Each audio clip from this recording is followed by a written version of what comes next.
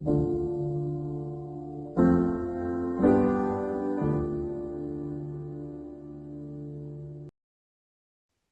was thinking just last week, it is incredible how miserable social media can make a person. It is very much a double-edged sword. What do you think? SubhanAllah, bro. I was just watching I believe it was Jubilee. It was a debate video about like pro social media, anti social media. And yeah, it's a double-edged sword, man. There's a lot of good, there's a lot of bad. Um, I think ultimately social media is what you make of it. At the same time, I recognize it's engineered to be addictive. It is a problem. I can say that as someone who has been using social media ever since I was a kid, but also as someone who makes videos on social media and thoroughly understands what it takes to make a big viral video or a video that'll retain an audience. And it really is the modern day cigarette, if you're asking me. Wow, that's actually a very cool way to put it. The modern day cigarette. For Damn. better or for worse. Yeah. Do you, f- how often do you take a break, if you do? I've had a couple of times where I've been very intentional about I'm going to take like a social media cleanse or a social media break. Um, a couple of times in my life, I think once or twice, like when I was in college, I did. Or I guess I'm still technically in college, but freshman sophomore year, um, I did like a 3 month break. I think I did like a 6 month break at a certain point. Throughout the day, I try to be intentional with my social media use. Just my personality, like screen time and setting limits. I know there's great apps out there like Opal and other services where it'll set like a limit on your phone and you can't physically open the app. But I'm the kind of guy like I'll break through it somehow, Um, but yeah, I try to be intentional. I don't know if break is the right word, but I try to snap out of it and understand like why am I scrolling? Like what is it? Am I looking for a sense of relief? Am I just like do I just need to go to bed? I try to be a little bit more thoughtful about my use for sure. Yeah. Similar to you, I've had periods in my life where I took a hiatus, 3 months, 6 months, and it feels so good. It feels truly so good. And the way I put it to someone else was when you're on social media, you have access to seeing all these different things going on in the lives of all these different people that you know. And in a way, it's like you're a phantom or a ghost. You get to see sneak peeks of what's going on in their lives, and that can distract you from your own reality. But when you take that break, when you're on that hiatus in your own life, you become more tuned in to the reality around you. And now the people that you are interacting with are just the people around you in your real life. If you decide to drive to a coffee shop or the library or whatever, and those are the only glimpses of reality you see in another's life. And it just feels more tuned in. But after taking those hiatuses and as productive as they could be, one thing I always realized was just because of the culture that we're in, I always come back. And it's not just me, it's everyone else that I know who takes a break as well. They always come back. And that phenomenon, that thing by itself, it never ceases to baffle me. Hmm. Yeah, I think our generation and just like the culture we're currently in, it's impossible to avoid it. Um, yeah, I think in one way or another, you're going to be exposed to it. And I feel like even with I view it as I guess with social media, um, you have your Instagram, you have X or Twitter. I'm going to call it Twitter, Facebook, whatever it is you're using. To I guess like keep up with people directly in their lives, and then you might have other platforms, maybe streaming services or YouTube, where that's entertainment and you're watching content. And even YouTube has a social element to it, but in my brain, it's like there's the platforms where I'm watching other people's lives, and then there's like consumption of media and entertainment. And just being candid, like I don't think I've ever taken a full break from everything, and been like fully disconnected, like airplane mode, just disconnected from the world. Like I don't think I've experienced that since I was a kid. And it is one of those things where I feel like we constantly come back to it because we've built this sort of reliance on social media, on tech, on our phones, and it's very hard to imagine a world without it, which it sounds pretty dystopian. Like it sounds like the plot of like a sci-fi movie, but that's kind of just what we're that's the world we're in, and I think it's going to continue to advance and accelerate in that direction too. When you talk about AI and Chat GPT and all these new technologies that are coming out, I think we're at a point where there is a big dependence on social media and just media consumption in general. Yeah.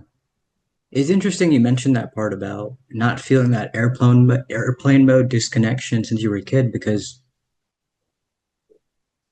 I never viewed YouTube as social media, for example. Like it was YouTube has never really been a problem for me, so to speak. Yep. And I think something about having your own specific profile and posting stuff, I think that has it heightens something.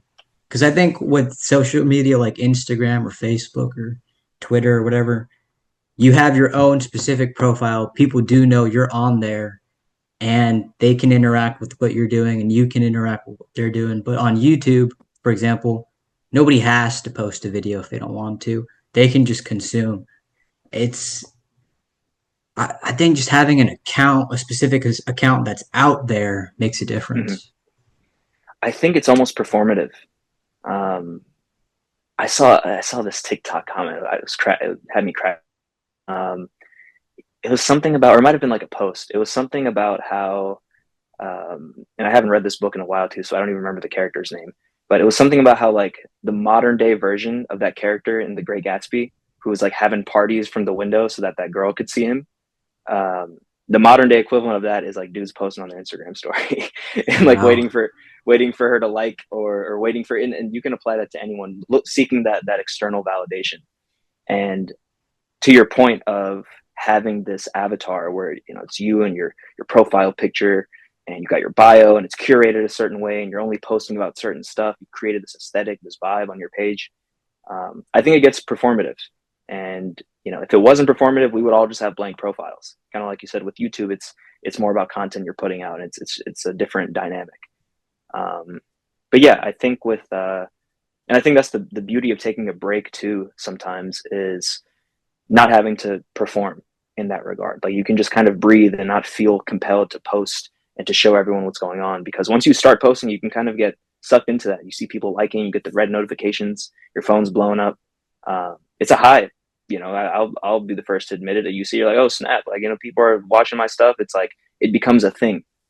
And so um, I try not to, I guess, in my own personal, because I have my personal account and that kind of interaction. Then I make videos as a creator, and there's a more business work kind of relationship I have with.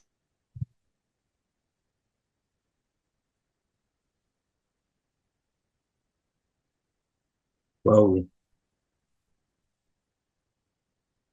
To those who are watching, my power just went out. Okay, yeah. So, anyways, what were we talking about? Or what were you saying? I was talking about how social media can get performative, and just overall like the nature of the beast. It's hard to avoid. I think on some level, if you're posting and you're like active, I guess as like a typical social media user, it's kind of hard to escape the fact that you're seeking validation in one way or another, or you're seeking some sort of response from people or um, connection right through social media. But I think the way it's built in terms of like likes and comments, if you're a creator, whatever it is, like there is that kind of element of like I need attention. I'm trying to get validated by these viewership metrics and whatnot. Hmm. Yeah, I've noticed for myself that over the years I have grown a numbness to that stuff, but there's other stuff that still sort of manages to reel you in or just keep you there. And I think for myself, the way I use it is it's an outlet for expression, kind of like this podcast. Something I've realized in my life with almost everyone that I come across is they're looking for a place to express their voice. And if that person doesn't have an appropriate outlet for that, it does something to them. And I think maybe you've run into people like this yourself. I've noticed this with people that kind of ramble on and on and on. They're looking for someone to hear them or listen to them or to share what they think or how they feel. They just don't have an outlet for it. And so I think the positive end of the double-edged sword is something like that. It's a place where you get to express yourself. 100%. Yeah. I would say my relationship with social media, I think, is more positive because of that right there of viewing it as a means of creative expression. Um, as a content creator, I'm in a weird spot where the I guess the metrics and that sort of stuff, I'm validated by the numbers, and I try to set quotas, and I'm able to determine quality on some level based on viewership and whatnot. But as an artist, I'm just also just making stuff I enjoy. And it's like the process of even just filming something is fun. And I'm like lost in that. I could do that all day, every day, regardless of how much you pay me, regardless of who's watching. Like, I don't care. I get to put this out into the world. And so that's fun for me. And there's no, like, I don't care who's what, like, there's nothing I'm seeking outside of the act of doing that thing. And so it is I think with social media in particular, it is kind of a double-edged sword there where, um, I feel like metrics are kind of there. It's a part of the system.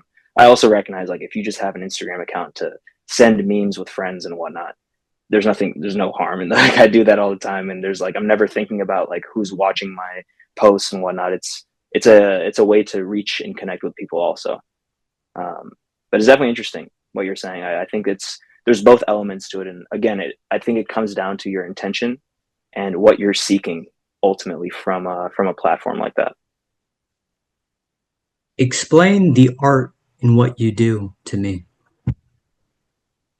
So as of now, I make TikToks. I make videos about content creators and their origin stories. Um, that's one, I guess, lane of expression that's worked for me, and it's something I've been building on.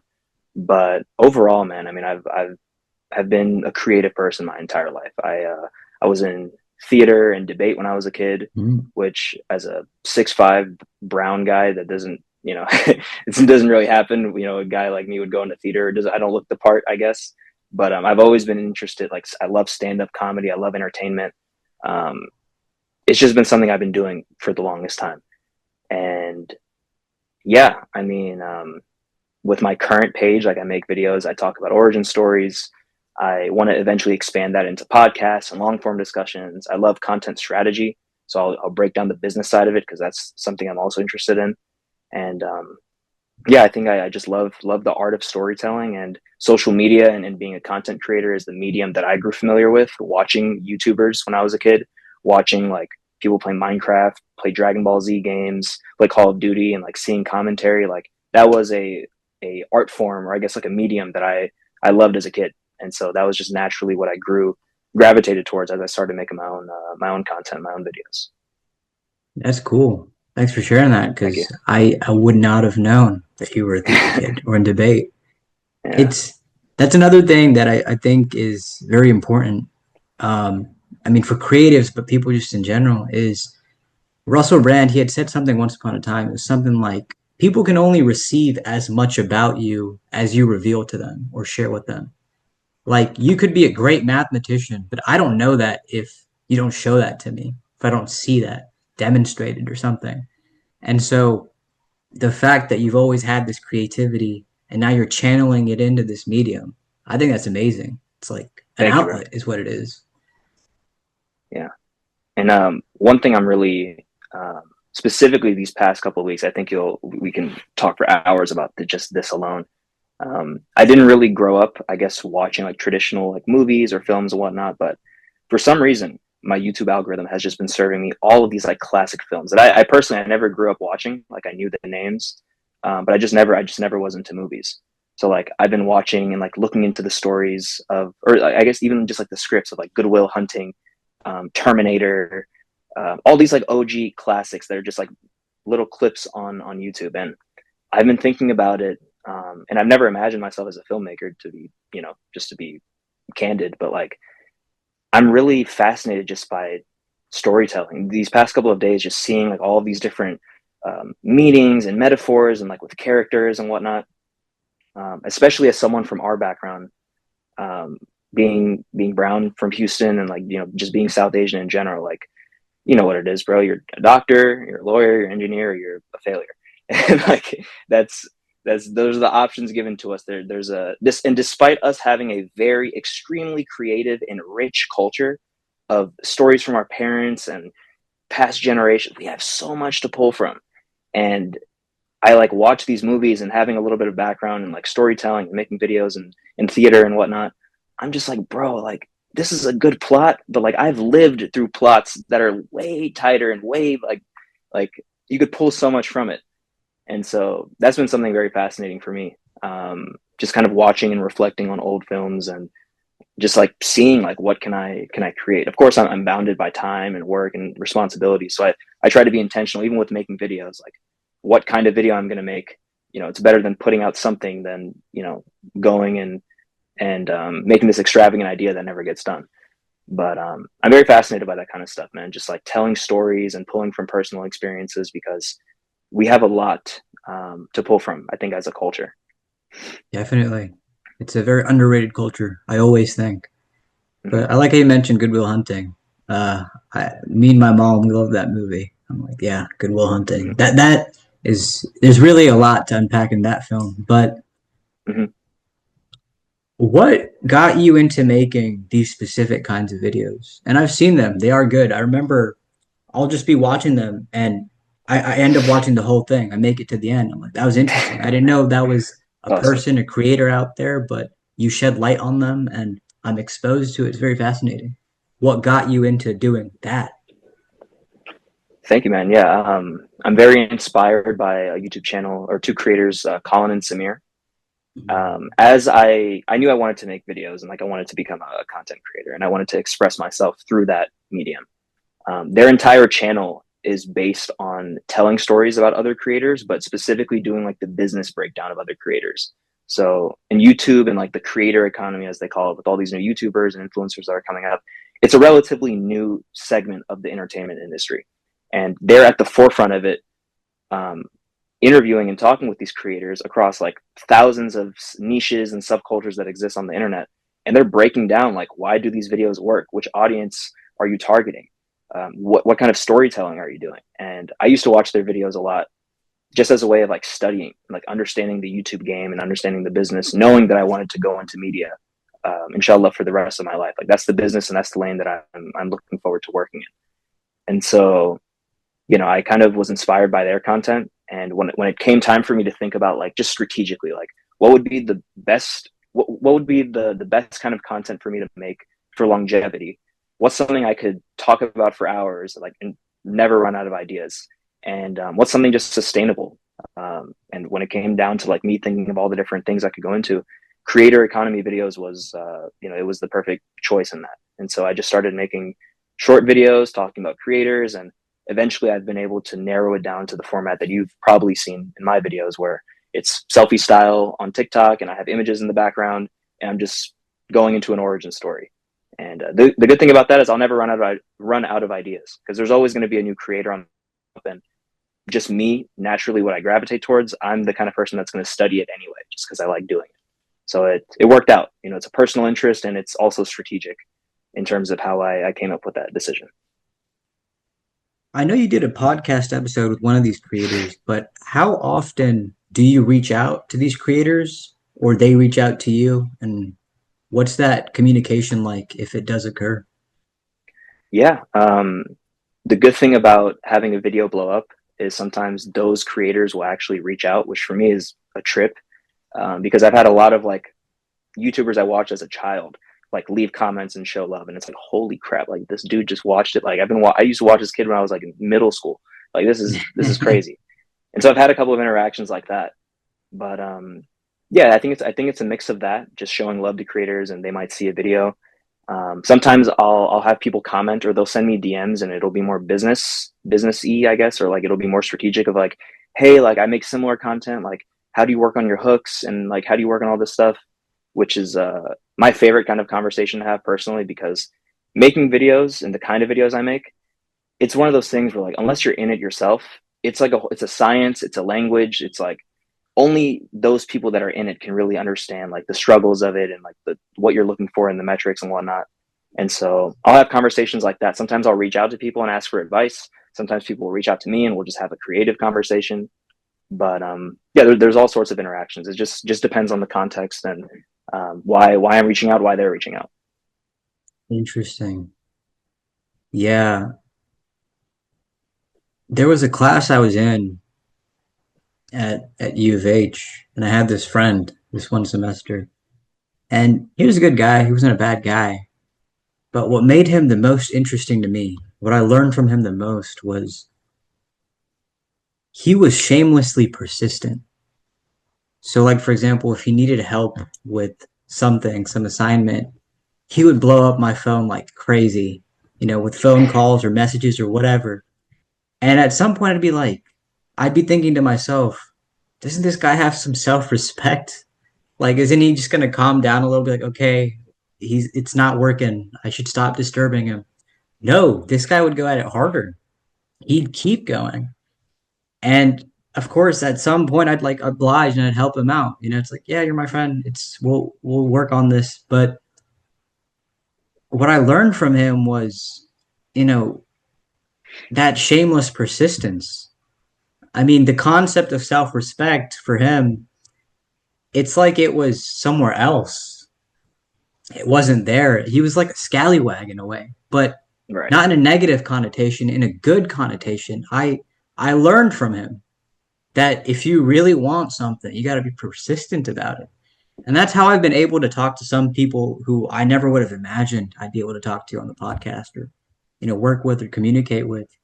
But that's something I learned from that guy. It's just that shameless persistence. And I think it's interesting and relevant to our conversation because so much of being a creative is being okay with the embarrassment, just taking it in stride. And if it works, great. If it doesn't, you learn and you move on. And that's such a beautiful thing. With all that being said, when I do reach out to people that I admire and I'm interested in talking to, sometimes it works, which is awesome. Sometimes it doesn't, which again, I just learn from. And other times, we'll see. Maybe it'll happen in the future. But my interest in speaking to certain people, it's not so much to it's not so much that I want to be infected by their success or something like that, but it's more like, hey, I admire your work. I've learned so much from you. I'd love to share a conversation or talk about this or whatever. And I think that's a really beautiful thing because recently Val Kilmer died. Mhm. And he was someone that I really admired. And I always hoped in the back of my head someday to talk to him or interact with him or work with him. And then just recently, I had to scratch his name off because he's obviously dead. But the desire to be able to interact with someone like that, to talk to someone like that, it comes from a place of, man, I cherish everything I've learned. Hopefully, we can have that interaction. And so I think as people that are still alive, it puts on this responsibility to us that go out there, make those connections while we're still here. Yeah, man. That'll make me cry, dog. That was that was deep. It's true. Um, Even just it makes you a lot more grateful and appreciative of interactions like that you've already had, that you've already had where maybe it was a goal to reach out to someone and you kind of got that connection and it's in the bag. Maybe you have a relationship with someone you're kind of aiming for it, but you don't appreciate it once you've got it, and it kind of just makes you think like you never know even the last time you're going to have a conversation with someone.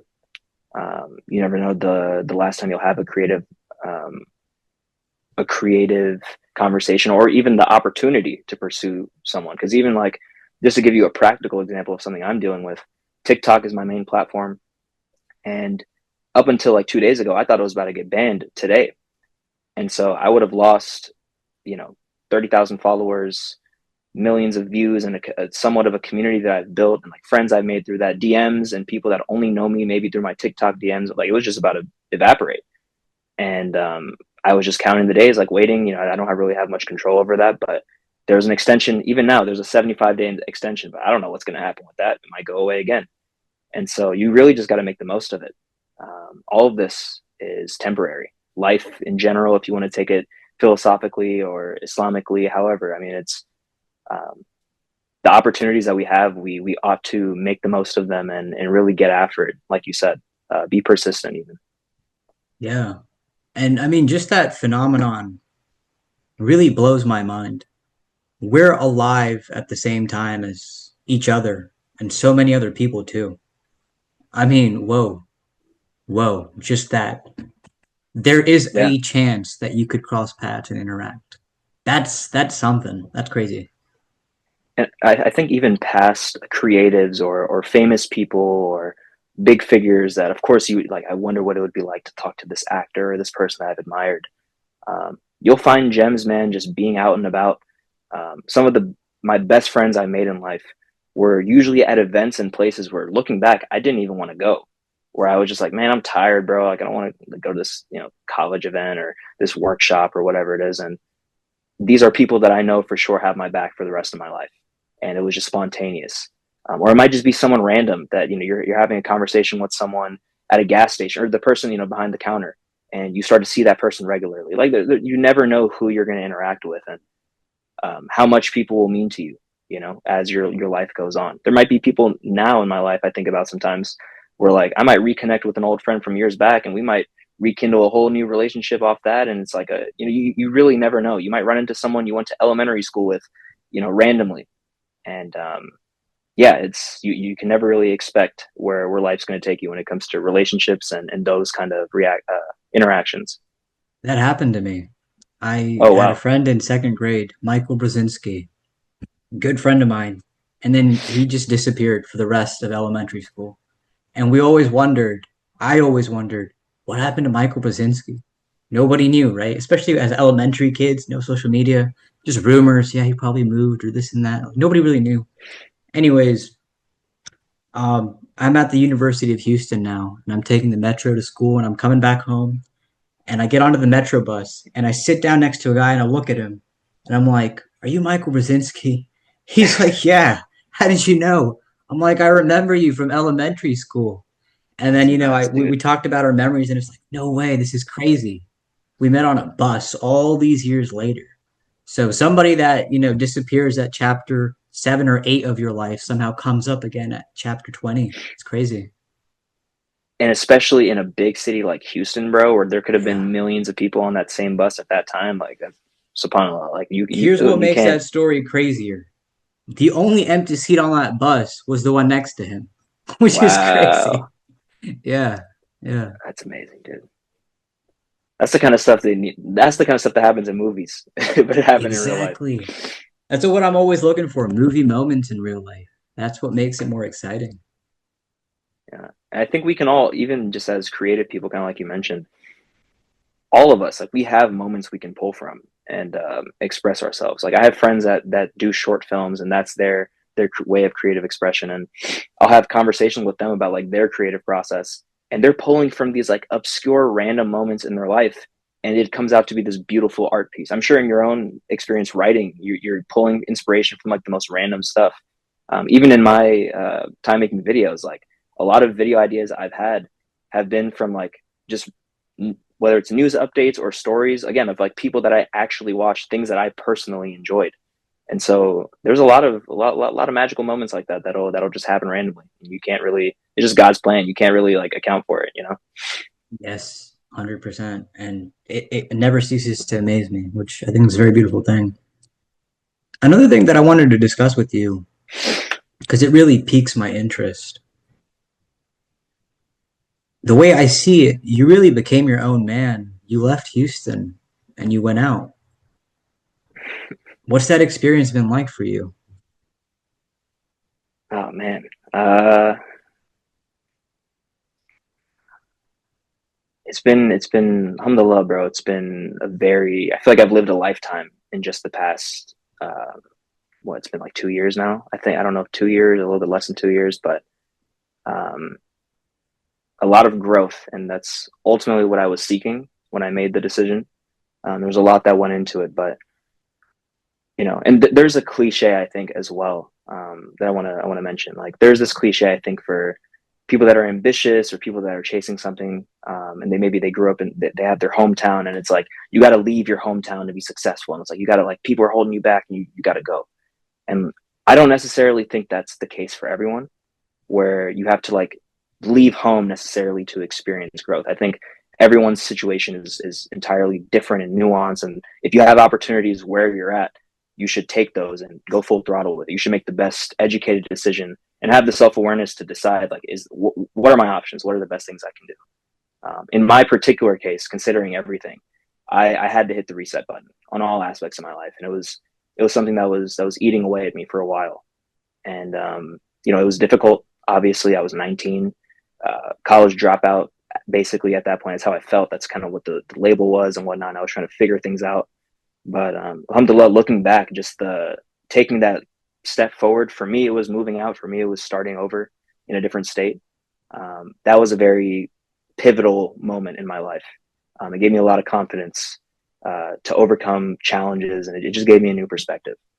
And yeah, man, it's been a roller coaster for sure. I'm still in that phase of adjusting and whatnot, and my plan is to eventually come back, funny enough, to Texas and figure some things out, make my way back. I don't know what life has in store for me in terms of being in different cities, different states, but it's definitely been a journey for sure. If you don't mind me asking, do you remember a specific moment where you said, I have to go? 100%, 100%. I think I had just walked out of a stats or a algebra class. For context, I had taken some time off of school. I went to Houston Community College first, took some time off, and then enrolled at a University of Houston for a semester. And it was like, as soon as like the first week of school came to, I was like, something doesn't feel right. And there was a lot of personal things I was going through, um, personal life, school life, just everything, bro. I was in a rut. And I remember walking out of this class, and I think it was my last lecture for the day. I was walking back to my car, and it was just like I was so upset. I was just thinking like this. I can't live like this anymore. Like I really I need to get out. I don't know what it is I need to do, but the way my life is going, the way things are set up for me, it's not conducive, or contributing to my success in any way. And so I remember thinking that. I remember I was also talking to like my family a little bit about this. Like, I was considering it, of like, whether it was transferring schools again, or just, thinking of like a change of scenery.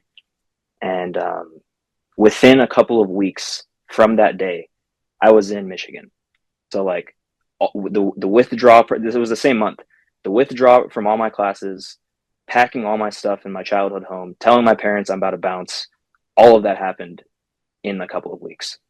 And it was probably the craziest, now that I'm thinking about it, kind of reliving it as I'm telling you, like, it's probably the craziest month of my life, because I jumped ship exactly like that. I got packed up all my stuff in my car, drove halfway across the country to Michigan, and essentially hit the reset button with not much direction on like what to do. And so, yeah, I mean, it was crazy. It's crazy even talking about it, but alhamdulillah, I've been able to step by step, kind of build a new foundation for myself since I did that.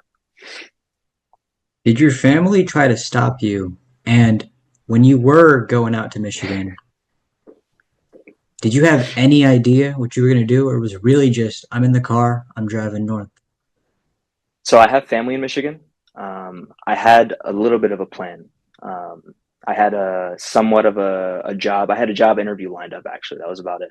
Had a job interview lined up.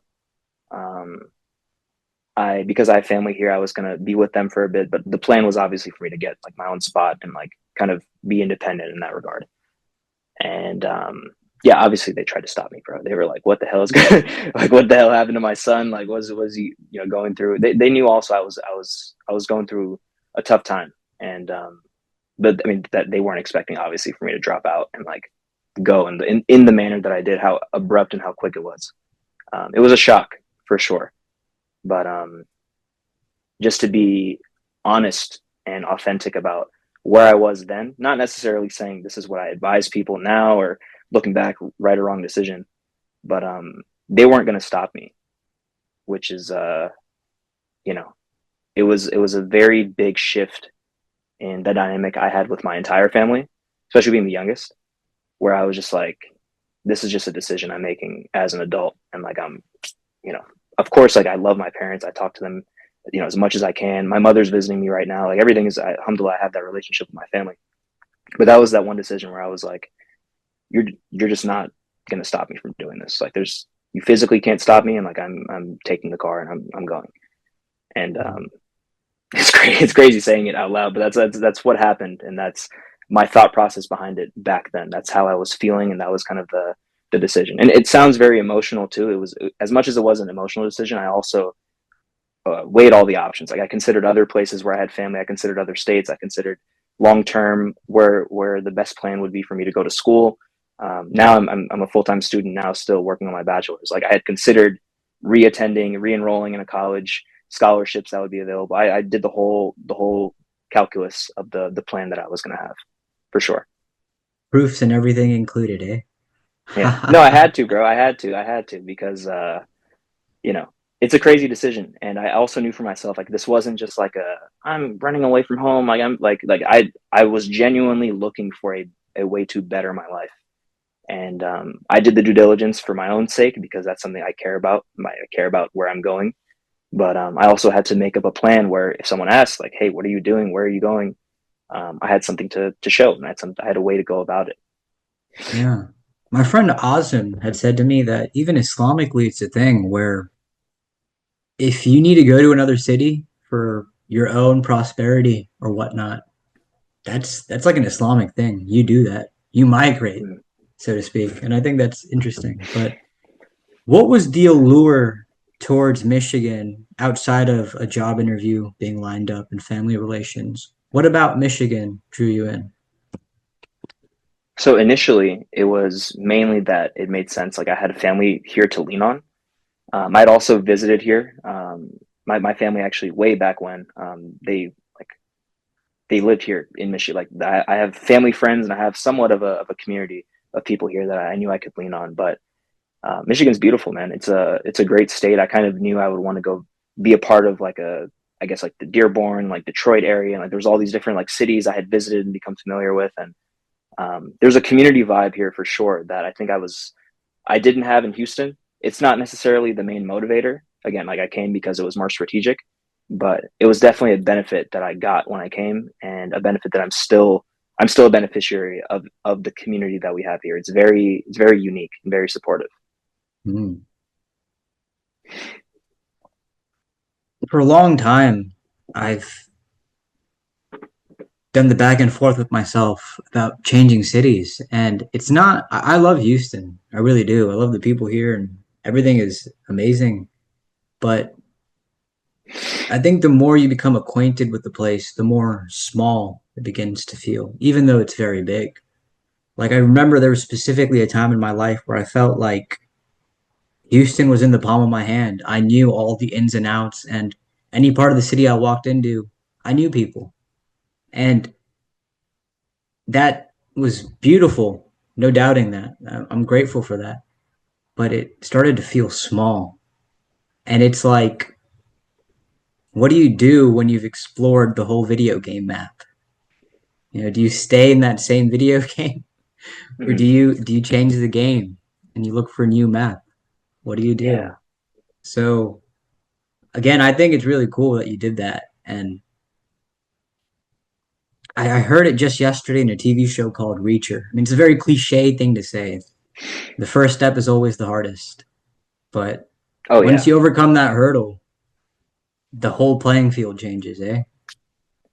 To this day, probably the hardest thing I've done in my life was that conversation with my parents of like I'm withdrawing from classes, and I don't know if it was a two part conversation that I was like leaving school and then I was going to move, or how. It's kind of blurry now that I try to remember, but that's I've had a lot of experiences in my life, a lot of crazy stuff that's happened and whatnot. But just that conversation with my parents and like making that big jump because it completely changed the trajectory of my life, bro.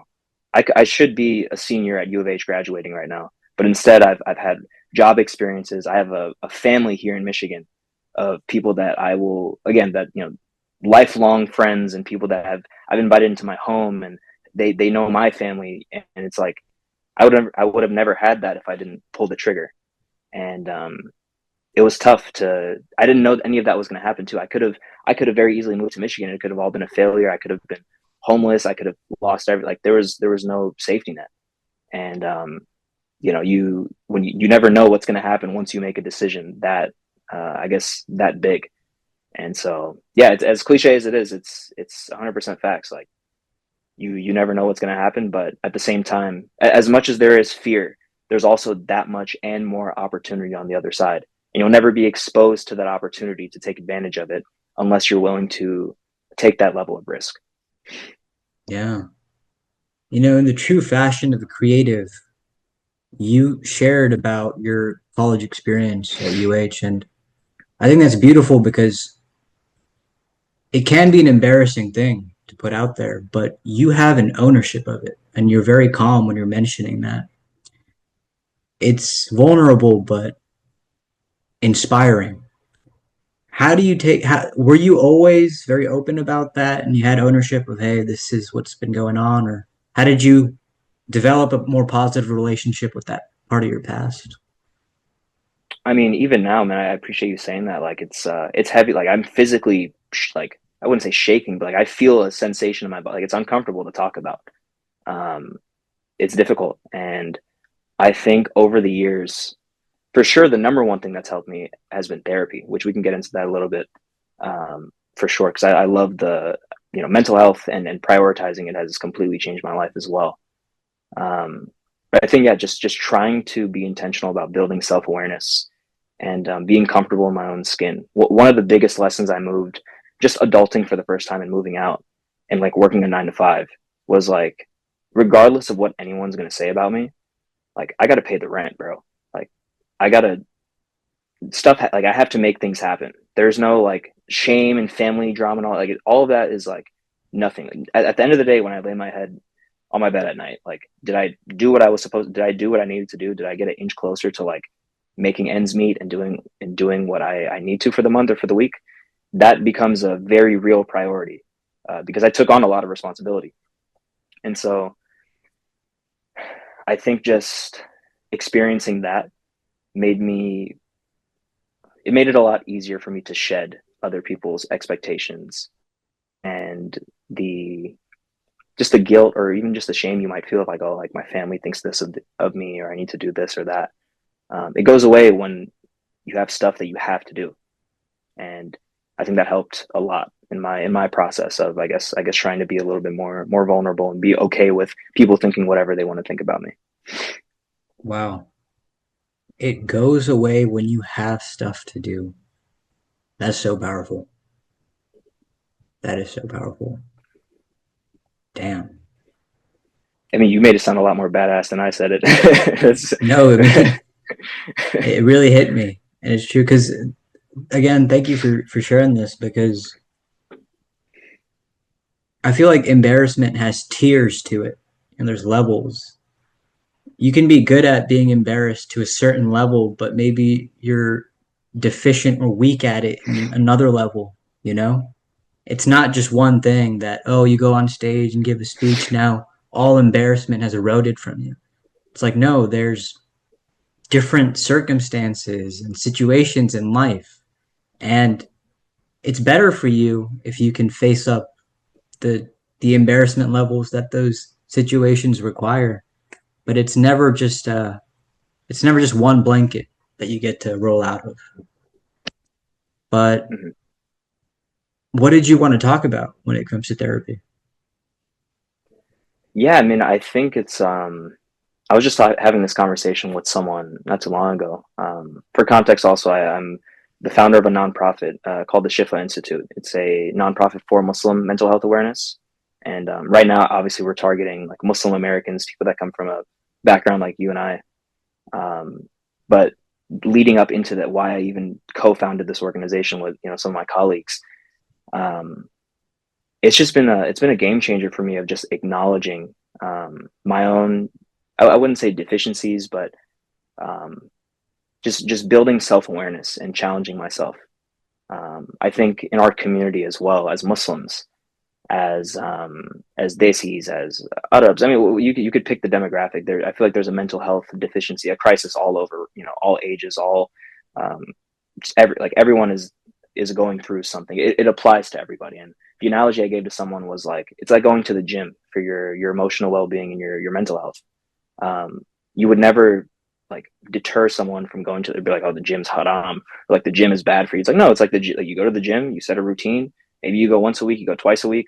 Sometimes more is better. Sometimes you need to chill out and like not go into extremes on it. But ultimately, what you're doing is you're exercising your brain. You're exercising your thought processes, and your ability to handle challenges, the ability to become more resilient. And so that's something that's been for me. It's been a game changer. I've been in therapy since I was like 18. It's been a couple of years where I've been very consistent of speaking to a therapist and a counselor, and trying to understand myself better. But I think it's something that a lot of people can benefit from for sure. I think it also goes back to that thing I mentioned to you earlier about people need an outlet for their voice. And if they can't find one, they can't find an outlet for expression. And it doesn't have to be creatively, it could be just in anything. If they don't find that outlet, um, that stuff kind of just bogs them down. Everybody needs a pair of ears to listen to them, to really listen to them, I think. Another thing that I wanted to run by you, because it's something that I've seen. Muslims can be skeptical of non-Muslim opinions about certain things, which is fair. I don't see that there's something wrong with that necessarily, but sometimes it's like um, that guy was actually saying something good that you needed to Mm-hmm. listen to, and it could benefit you, even though he's not a Muslim. Oh, I And love it this. always reminds me of that saying um, from the Prophet Muhammad, peace be upon him: "Knowledge is the lost property of the believer. Wherever you find it, and it's yours. Don't just reject it because it's coming from a particular place that doesn't live up to your fancy or something like that." Mm-hmm. Yeah, I mean, there's there's a hadith about it. I want to go into because I don't even remember the full context of it, but just as an idea, you can take knowledge and benefit from some pretty sick and twisted people. You can learn from the devil himself, and you might be able to Quite apply. literally. Yes, like you can take positive things from heinous circumstances or people or whatever it is, and that's an extreme of it. But this notion and this idea that we're to reject anything that's un-Islamic. I mean, bro, you know we're filming this on tech that was not made by Muslims. We interact in a society, and that's a whole different discussion. But like this idea that you can't take good from something quote unquote un-Islamic is ridiculous. And I would even say, like in the context of therapy as an idea, um, there's nothing un-Islamic about taking care of your health. Um, if someone finds benefit in doing yoga and for the physical benefits, they're an athlete and like they're doing stretches and whatnot. And sometimes there might be like religious connotation to it. Some people there's like a spirituality aspect, but just the you objectively as a human being, a critical thinker, looking at something and saying, "Oh, that could help me in my life. Let me take maybe 60% of that and apply it and benefit." That's our obligation to seek out positive things for ourselves and our communities and to better ourselves so that we can become the best versions of ourselves. And even just on the mental health front too, like just to give an example, going back to the Islamic golden era, I recently gave a talk on this. Muslims created soap. Muslims created the first hospitals. The first psychiatric institution ever in the world was invented by Muslims.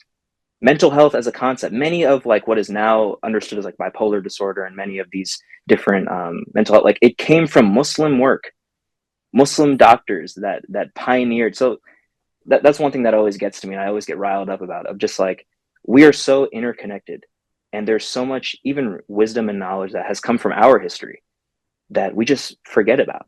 And I think we can actually connect with ourselves and with other people better the more we just dig into history and just try to understand what connects us all. Because even with non-Muslims, man, we have a lot more in common than we try to make differences about. I was the administrator of a masjid in between the time before I was back in school. Alhamdulillah, Masjid al Nur, where I used to work, I'm still involved in the community and whatnot. But I got the chance to sit down with government officials. I was a community liaison. I would talk to the police department. I sat with mayors, crazy stuff, and like just being forget the Islamic component of it, getting to interact with these people and just realize, yeah, the masjid is a community center. It exists as a community center to benefit people. Like, we're on the same team. We're all working. Of course, we have our differences and different theologies and creeds and whatnot. But at the end of the day, like, we're trying to function together and benefit other people together. And so, I mean, I love it, dude. I could talk about this forever. But the idea of how we can't coexist with other people is infuriating. Yeah, it's something we definitely, I think, I myself, I know it for sure. There's prejudices and maybe things that I think about other people. I could for sure not, I can improve myself on the way I might view certain groups and whatever. But all of us as a culture, man, we got to do better of recognizing how much more we have in common with other people. Yeah. And to be fair to that side of people, I can see where their suspicions might come from, but it's to strip that bias and say, it's not like you're trying to be, it's not like you're trying to believe in the theologies or the views of those people. But again, as you said, to just extract that good, that knowledge, that 60% that could really benefit you. I think it's so helpful. It is so helpful. And yeah, that's cool, man. That's cool. Thank you. Yeah, and it's also a matter of like, there are those differences, and there's those times where we have to stand firm in our beliefs. There's certain things, of course, we're never going to budge on, but that doesn't mean we can't have healthy dialogue whenever it's possible. Um, I think that's an important component, especially living as someone in this country, being as a Muslim in the West. Um, you have to have the ability to collaborate with others, and it's important. It's important that we do that and establish those relations. And for example, if it's a food drive, if it's a charity event, feeding the homeless and whatnot, there is no religion or whatever in that. It's just a bunch of people getting together to help other people, right? We can join in on initiatives. We can collaborate with a church. We can collaborate with a synagogue, whoever it is, if it's for something good like that. I don't see any problem with that. Of course, tensions are tight right now, and there's crazy stuff happening all over the world. But I think we can, on a base community level, just people we know, people we go to school with, interactions we might have with our colleagues and coworkers, we can have that basic sense of community, and it's something that's totally fine. Yeah. That word, collaborate, that defines the culture of America. It's collaboration, is what it is. Um, yeah, good stuff. Yeah, man. Yeah, it's yeah, and I think that even just as a content creator, like, most of the people that I make videos about, and even the people that I talk to, they're not Muslims, but I'm able to, this is another way of thinking about it too. Anytime we interact with someone who isn't a Muslim, we're essentially their representation of Islam. And so even that itself, if you want to view it as a form of dawah or as a form of building, kinship amongst people from different backgrounds. One of my best like friends and collaborators is like this like literally he sent me a DM, this random white kid from like completely different other state, younger than me. He's Christian, but like we bonded over like TikTok videos and creativity. And like he's my go-to guy when it comes to like brainstorming and making ideas. Me and him are completely from the opposite backgrounds, but I have this like one thing of common ground that we're both super passionate about. And it's a beautiful thing where like even he'll talk about like Christianity, I'll talk about Islam, and it's cool. Like we're working together. It's not Yeah, deep. It's not like we're just in the thick of it, the creative process together. And is beautiful, man. I'm very blessed to have that relationship. Shout out Sean, if he's watching. I don't know if he's, but you know what I mean. I love it. I love stuff like that because it's like you get to share and pull from your own experience and still collaborate and work with other people. Yeah. And it's interesting because oftentimes I found in my experience, people are actually more receptive and more interested in where you come from. I frequently throw myself into different cultural groups or experiences because I want to meet the different people. That's just a part of my nature. I have just, it Hmm. gives me a thrill. I love it. I love the cultures of the world.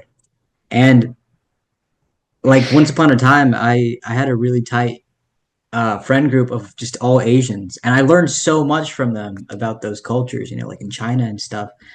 But they also, in turn, learned a lot from me about Islam and Muslims, and they wouldn't have ever had those experiences if I wasn't the Hmm. single one in that group, or Yeah. even like a writers club that I attend. It's all old white people, but we all get along smashingly well. And there's little bits of my beliefs in my writings, and they'll come across them and they'll find them interesting and stuff. And I am, as you said, the representation of my faith. I'm an ambassador in a way. It's not like I'm Right. preaching to the crowd. I'm there, and now they know me. I am a representation, and that's something for them to think about. And I think it's cool. And this podcast too. It's never really been an Islamic podcast, but all the different types of people I talk to, I always manage to say something, and it's not because I'm Hmm. forcing it. It's just a part of who I am. It's who you are. Yeah. One of the best examples I give to people, and this is a bit of a side tangent of just another topic and another idea I'm very passionate about as a Muslim in media. If you take Khabib Nurmagomedov, he's the perfect example of, dawa is definitely one aspect of it, but when you just think about a person who is objectively successful, just take away his personality, Islam, whatever it is, like 29-0, this guy's a beast, just as a fighter. Anyone who's a fan of MMA, of the sport, and is in that world, they can say that he's legendary, Hall of Fame level. Him being a Muslim on top of that is where it comes into like, oh, like, you know, look at how respectful this guy is. Look at his character. Look at who he is. Oh, and he's Muslim. Like he ascribes to this faith and this ideology. Like there's a positive association made with that. And I think rather than trying to be preachy, and rather than trying to force ideas upon people and whatnot, we ought to, all of us, myself included. This is something I struggle with. Of just like, you know, just strive for excellence. Strive to be the best version Ihsan. of yourself. Yeah, bro. Yeah, exactly. Like it's a part of our faith for a reason, to where that could be, that light shines outward and it benefits other people. And Yeah. that's something that always motivates me when I think of just different activities I'm involved in. Like I want to be the best version of myself because I know it's bigger than just me. It has nothing to do with my success. It might be able to benefit someone else. Yes. Yes. Very true. Very true. Whoever you inspire and whatever you end up doing, they're going to take interest in who you are, where you come from, what you think, what you believe, all that makes a big Mhm. difference. Yeah. And I mean, there's a place for those preachy types, speaker's corner, something like that. Yeah, yeah. But, we're all Muhammad hijab, some ambassadors dawah, in our, some. yeah, we're all ambassadors in our own ways, though. So bring what you can to the table, eh? 100%, thousand Yeah. percent. Dude, Shayan, this has been a good conversation, man. I think we went into some very cool directions, but I was wondering, do you have any closing thoughts? Anything you felt like you wanted to say, but you didn't get a chance to? Or something on your mind that you wanted to express? Um, no, man, just I really appreciated obviously the time and the conversation. Um, to whoever's watching, I know you have an audience of creatives and intellectuals and whatnot. Like in I would Austin, like hope. I don't know. yeah. No, I I can think never know the audience. I definitely think you do, and it's only cool people watch this podcast. Um, stay creative to whoever's watching. Keep pursuing what you want to pursue, and inshallah, all the best. For whoever's watching. Yeah, no, thanks for saying that, man. But yeah, as I always say with these conversations, they will benefit whoever they need to. They will reach them in whatever time and space requires. So yeah, I suppose until next time, eh? Inshallah. Next time, yes, sir, bro. Thank you for having me. Yes, sir.